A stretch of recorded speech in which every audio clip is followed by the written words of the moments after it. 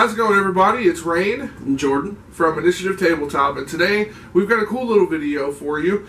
We were lucky enough by the powers that be at Wizards of the Coast and Fathom Entertainment to go check out a special D&D live game from PAX last night, since obviously we were unable to make it to PAX this year, but luckily Fathom Entertainment wanted to make sure that us D&D nerds got to enjoy Aquisitions Incorporated from the comfy theater seating of a lot of different theaters around the U.S. I think it was like 300 different theaters. So we were lucky to go up to Indianapolis, Indiana, and saw this awesome live play at AMC 17, so we just kind of wanted to tell you guys a little bit about it. So for those who don't know about Aquisitions Incorporated, what exactly are they and how does it pertain to tabletop? Well, they're a group of gamers that they got famous by doing this PAX Live event.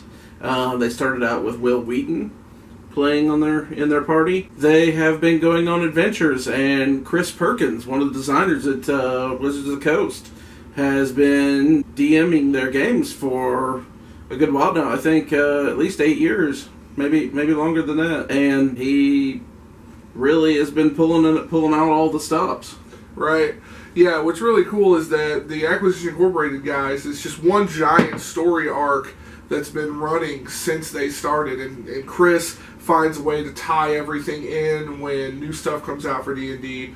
Especially last night, what their event was about was the Storm King's Thunder, which is getting ready to release, or has already released. It's coming fall, so we're in fall now, my favorite season. So Storm King's Thunder, basically what Chris was doing was getting the players into what's going on. There was an event called the Ordning, I remembered it.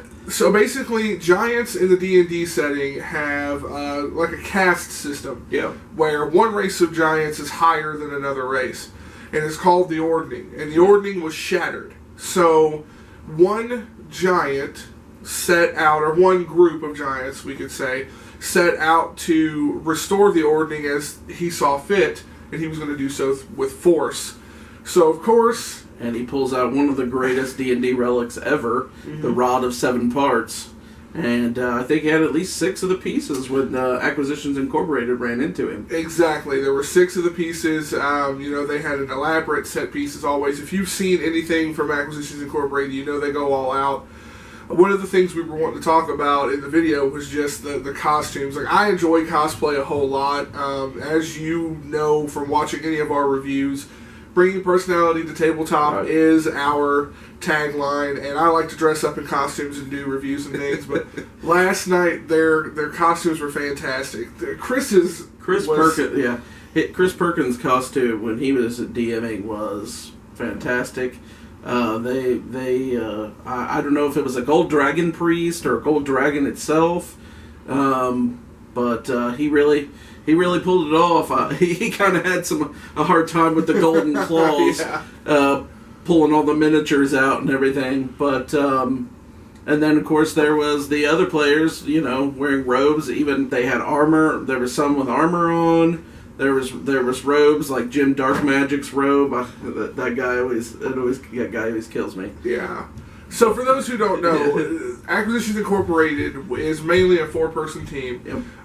You've got Omen, who is the leader and CEO of Acquisitions Incorporated. The cleric. Yep, the cleric. You've also got... Benwyn the dwarf. I believe he's a dwarven barbarian. Yes, he got promoted from intern to sub-employee.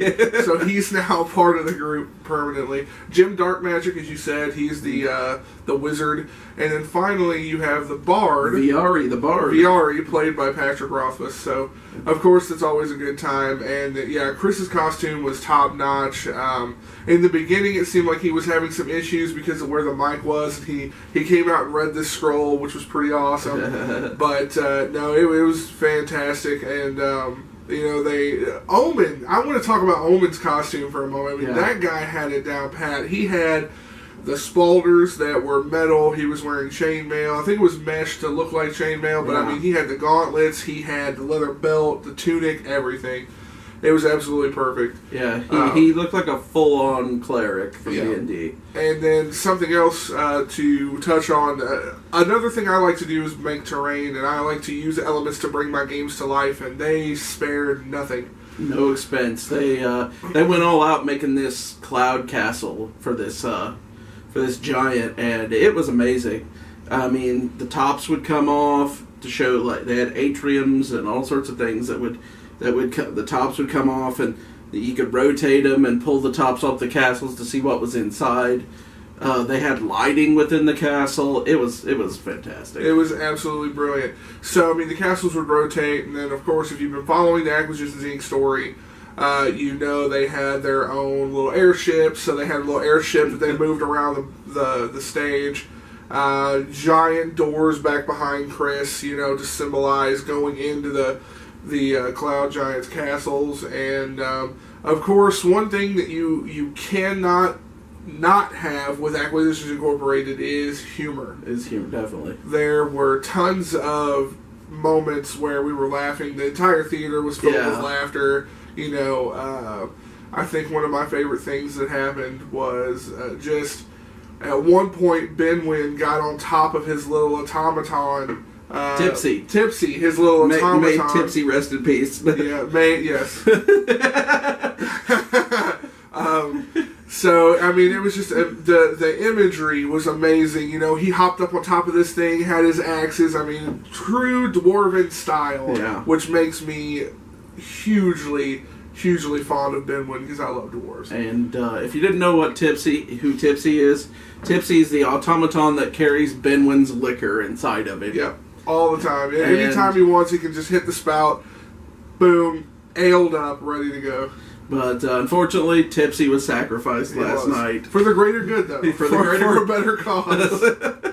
I mean, there were just tons of moments during this live game that made us laugh. And one of the things that I like about D&D 5th Edition that, you've been explaining to me a lot is just that D&D 5th is more for the storytelling aspect, more to get characters into their games, and less about being, rules Nazi about games. Right.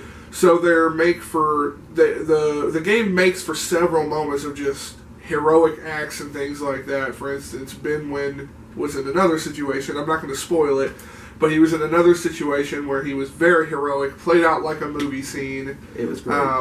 But then again, combining that sort of thing with player knowledge about how the rules works. I mean, you've got Jim Darkmagic's moment.